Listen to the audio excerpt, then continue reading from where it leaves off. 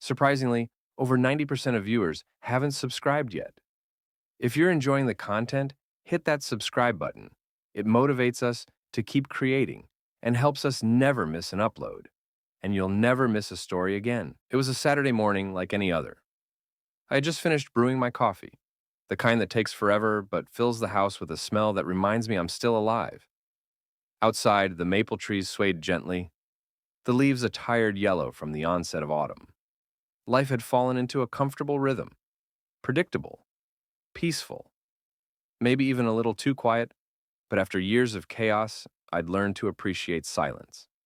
My wife, Karen, was upstairs, probably scrolling through her tablet or reorganizing the closet for the fifth time this year. We didn't talk as much as we used to, but we weren't unhappy, just still. Our daughter Emily had moved out last year to attend college, and with her gone, the house echoed with the kind of silence you can feel. That morning, I was flipping through an old newspaper when I heard the knock. 3 short raps, confident. Not the kind of a knock you expect from someone selling subscriptions or offering to trim your hedges. I set my mug down, hesitating for a moment. I don't know why, but something about it made me uneasy. When I opened the door, I saw him. A young man. Couldn't have been more than 20. Tall, lean, nervous eyes. He had the kind of look that made you think twice. Like he didn't quite belong, but wasn't out of place either. His hands were jammed into his jacket pockets, and his lips pressed into a straight line, like he was bracing for something. "Can I help you?" I asked, wary, but polite. He took a breath, long and deep, and then let it out like it weighed a ton. "My name is Jason," he said. "I think you're my father." I didn't move, didn't blink. I just stared at him. "Excuse me?" He nodded slowly, clearly rehearsing this moment for weeks. "I don't want anything from you, I swear. I needed to meet you." There was a silence, the kind that stretches out and wraps around you like a fog. I glanced over my shoulder instinctively, half expecting Karen to be standing behind me, but she wasn't. "You must have the wrong person," I said. "I don't think I do," he replied quietly. "I should have shut the door. I should have told him to go, but I didn't. I don't know why." "Come in," I said against every instinct. "Let's talk." We sat in the living room, the room we never really used except when guests came over, which was rare. Jason looked around like he was stepping into a museum exhibit, eyes lingering on framed photos of Emily's graduation and a wedding picture that seemed like it belonged to someone else now. I offered him coffee. He said yes. When I returned with 2 mugs, he was holding a photo of Emily and me at the beach. She was 10, sunburnt cheeks, wind-tossed hair, laughing. I remembered that day like it was yesterday. "You have a daughter," he said, more a statement than a question. "Yes," I replied, sitting across from him. "Emily." He nodded slowly. "I don't want to ruin anything for you," he said, "but I think I deserve to know where I come from." "Who's your mother?" I asked. My voice sounded different, distant, like I wasn't really in the room. He hesitated. "Rachel Klein." The name hit me like a punch to the gut. Rachel. I hadn't heard that name in over 2 decades. We dated during my senior year of college, a whirlwind romance, passionate, messy, and ultimately doomed. We lost touch after graduation. I moved on, or thought I had. "I haven't spoken to her in over 20 years, I said. "She never told me much," Jason admitted. "Said it was complicated, that you had your life and she didn't want to interfere.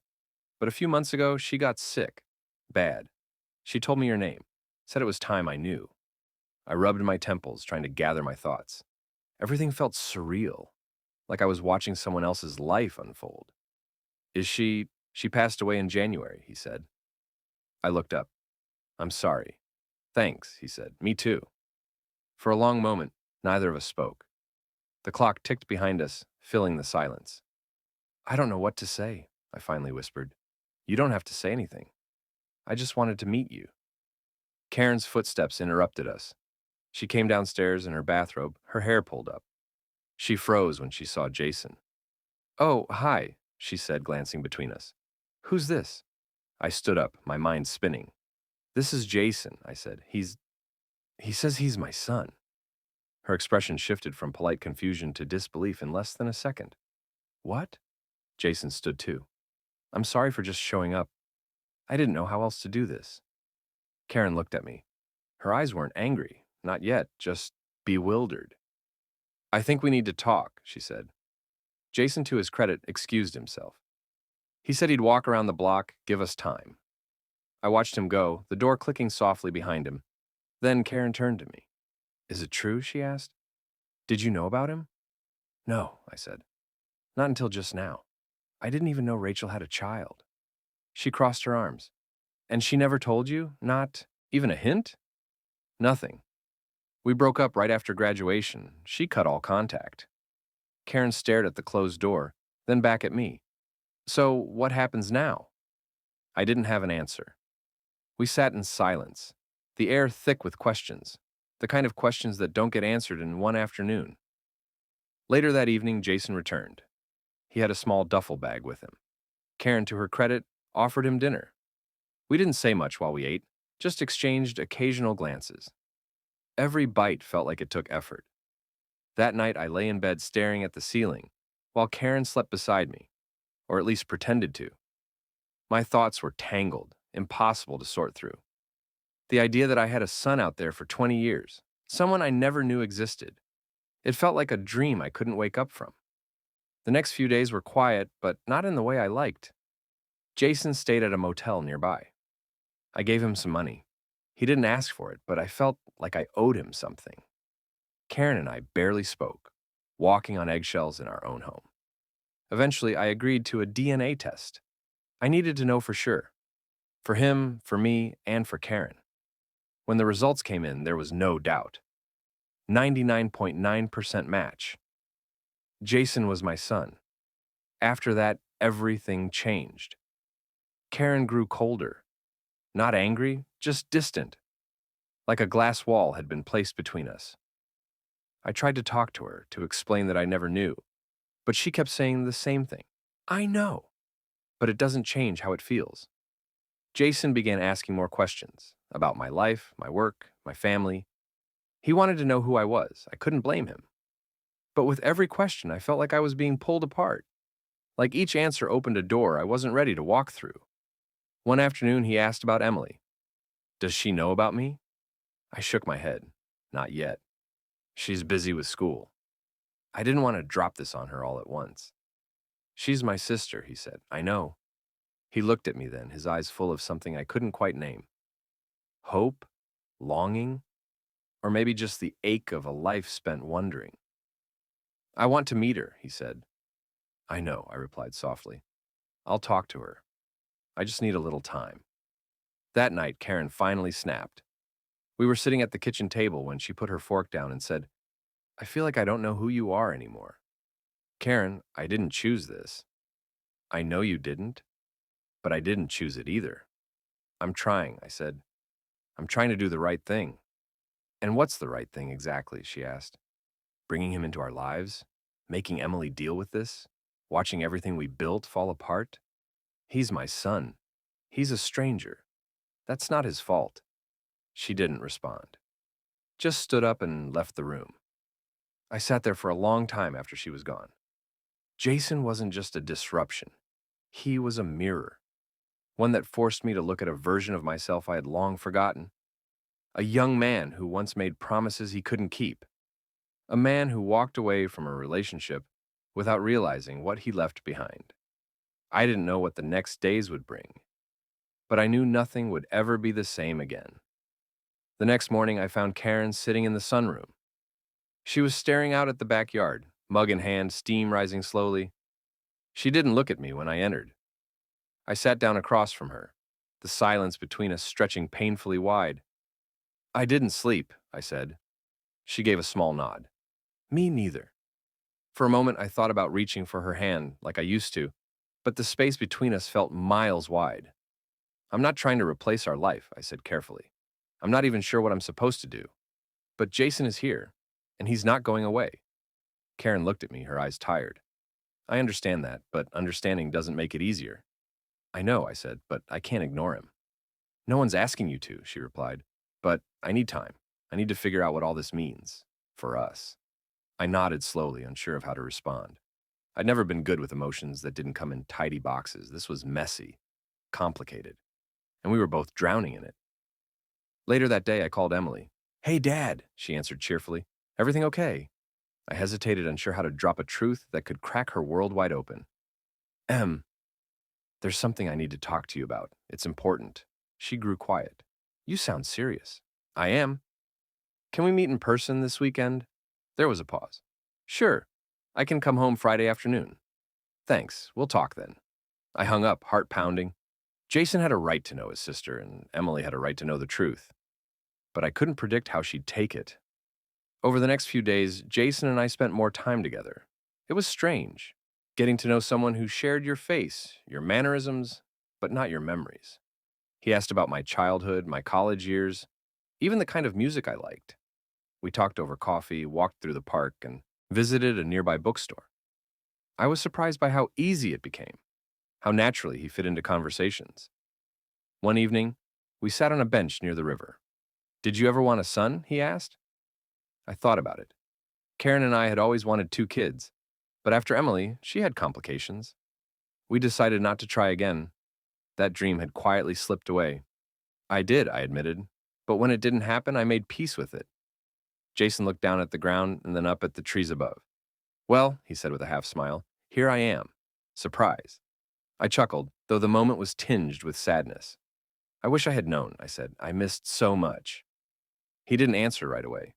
"I missed it too," he said quietly. Friday arrived quicker than I expected. Emily pulled into the driveway just after noon. She came through the front door, backpack slung over her shoulder, her familiar energy filling the house. "Where's Mom?" she asked, hugging me. "She went to the market," I said. "Emily, there's something I need to tell you." She looked at me curiously, sensing the weight behind my words. "Okay, what is it?" I motioned for her to sit, and I sat beside her. "This isn't easy," I began, "but I need you to hear me out." She nodded. "Before I met your mother in college, I had a relationship. It ended before graduation, and I never saw or heard from her again." I paused. "A few weeks ago, someone knocked on our door. A young man named Jason. He's her son, and he's my son too." Emily stared at me, stunned. "What?" "He didn't know until recently. His mother passed away, and she told him my name. He came looking for me. We did a DNA test. It's confirmed." Her mouth opened, then closed. She blinked several times. "So, I have a brother?" "Yes." She stood pacing the room.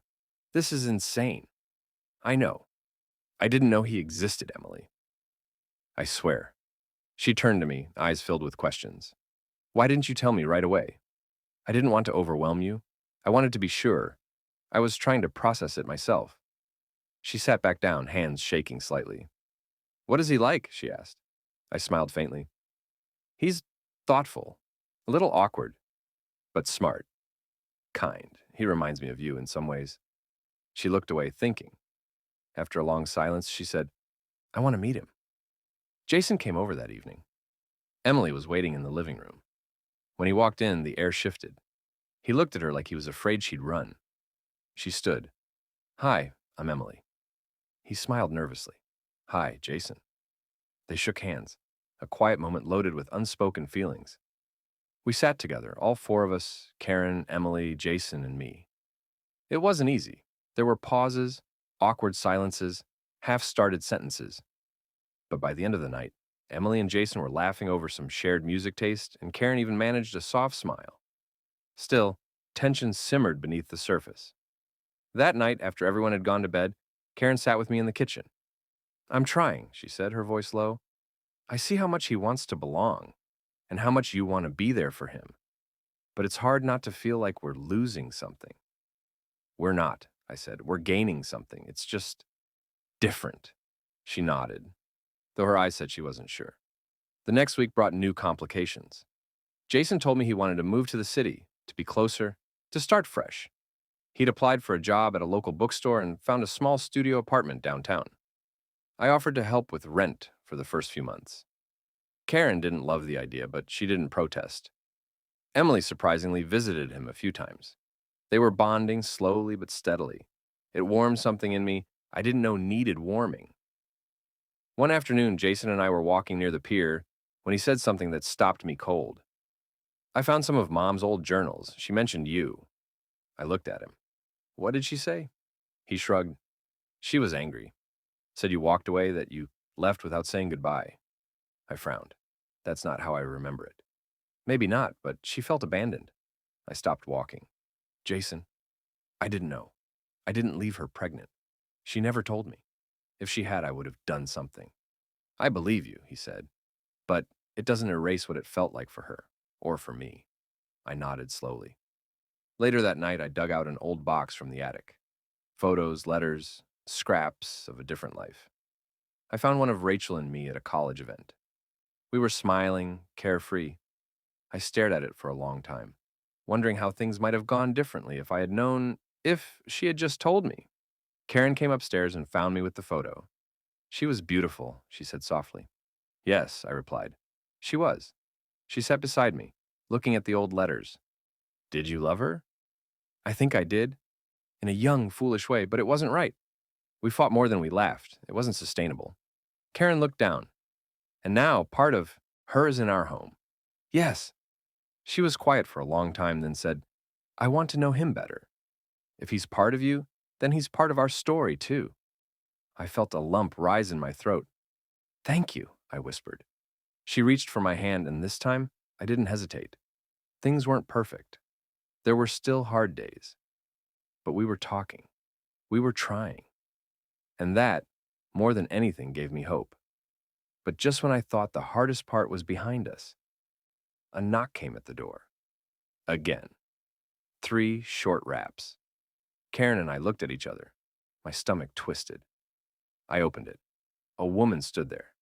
Middle-aged, stern expression, sharp eyes. Are you Thomas Caldwell? She asked. Yes, I said slowly. She handed me an envelope. You've been served. I froze. What is this? A legal notice. From Rachel Klein's estate. Before I could ask another question, she turned and walked away.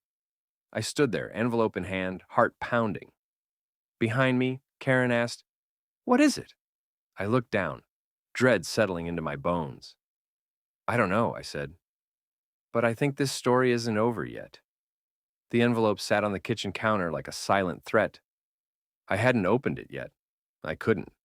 Something about the weight of it, physical and emotional, held me back.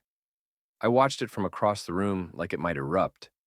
Karen kept glancing at it too, but she said nothing. She knew I needed to do this on my own time. When I finally slid it open with trembling hands, my eyes scanned the pages quickly, desperately searching for meaning before understanding fully settled. Rachel's estate had left behind a contested document. Her sister, Jason's aunt, was disputing the legitimacy of some inheritance claims. Not against me, but against Jason. Apparently, the small life insurance payout Rachel left was being frozen until proof of paternity was filed through the court system. I sat back in my chair and exhaled. It wasn't the betrayal I feared. It wasn't Rachel reaching out from the grave to curse my life. It was just another echo of the chaos she'd left behind. A mess Jason hadn't asked for and didn't deserve. I called my lawyer. We'd need to provide documentation, affidavits, DNA proof. Again. More time, more waiting, more knots in my stomach. When I told Jason about it, he barely reacted. She never told her family about you, he said with a weary shrug. They always thought I was some mistake. I'm used to being doubted. That hit me like a punch to the chest. Not because it was meant to hurt, but because it was the truth he'd lived with for so long. You're not a mistake, Jason. He gave a sad smile. Took me a while to believe that. The court stuff dragged on for weeks. In that time, life tried to carry on. Karen invited Jason for dinner every Sunday now. The first time felt stiff. The second, slightly less so. By the third, she was asking him about his job, his hobbies, how he liked the new apartment. Emily often joined us. She and Jason had developed an unexpected bond, one built not just on shared blood, but a mutual understanding of the strange position we'd all been thrust into. I caught them laughing together one night, really laughing, and something inside me eased. It was working, somehow, but it still didn't feel whole. One Friday evening, as Karen and I walked through the neighborhood after dinner, I finally said what had been living in the back of my mind. I feel like I missed everything with him. Karen didn't speak for a moment. Then, gently, she said, "You did." I looked at her. "That's honest." She nodded. "And I think you're allowed to grieve that." "You should." I stopped walking. "I feel like I'm walking on a tightrope," I confessed. "Trying to be a father to someone I didn't raise without betraying the family I did." Karen turned to me. "You're not betraying us, Tom. You're expanding what love looks like. I've seen it. You're doing the best you can." I didn't know if that was true, but I wanted it to be. Later that weekend, Jason invited me to his apartment. He wanted to show me something. When I arrived, he had a shoebox on the table. Inside were letters. Old, faded. I found these in a storage unit. My mom kept them. They were letters I had written to Rachel back in college. Stupid things, really. Romantic scribbles, notes passed between classes, a few longer ones during winter breaks. "She said she threw everything away," I murmured, pulling one from the pile. "She lied about a lot," Jason said quietly. "But not this." I read one aloud. Bad handwriting, clumsy metaphors, but full of heart. I remembered writing it. I remembered how I felt. Jason watched me. "I just wanted to know more about what she was like with you. I only saw the later years. She was different then." I nodded slowly. We were both different back then. He reached into the box again, pulled out a photo.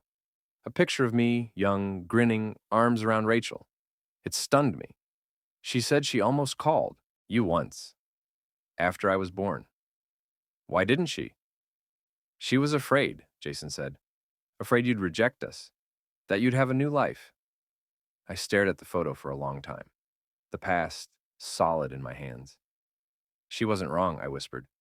"I did have a life, but I would have made room." Jason smiled faintly.